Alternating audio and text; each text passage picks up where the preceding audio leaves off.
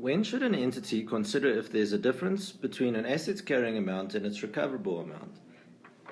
IAS 36 requires an assessment at the end of each reporting period as to if there are any indications of impairment.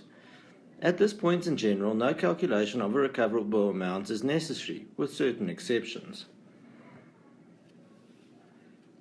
Various external sources may be considered in the assessment of indications of impairment. For example, a drop in fair value or market value.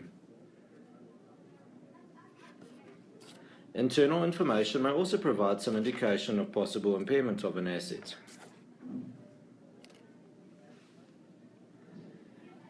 In addition to being an indication of possible impairment, these factors may also lead you to consider if there needs to be a change of the estimates for depreciation purposes.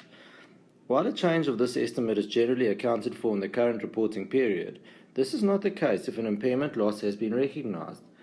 You may almost consider that the impairment loss has caught up with the estimate, and the change in your depreciation will only occur from the following reporting period. This formula for depreciation is effectively the one you are familiar with, as it shows what you would do when there's change in estimates.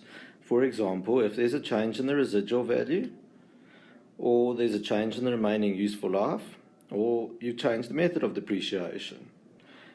With impairment loss, there may be the case that these may not have changed. However, in these circumstances, you will still need to calculate a new depreciation in the new year, as the carrying amount will have changed with the additional impairment that has now been written off.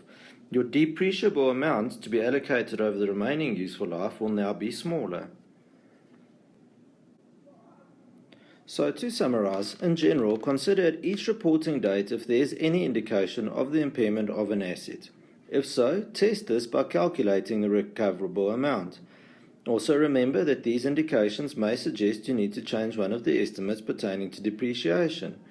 Even if there is no impairment loss for the period, you may still need to reconsider your estimates for depreciation based on these indications. The impairment loss will need to be recognized in profit and loss, either in the other expense line item or in the cost of sales line item, depending on the asset that is to be impaired, unless it's a revaluation model, in which case it can be treated as a revaluation deficit.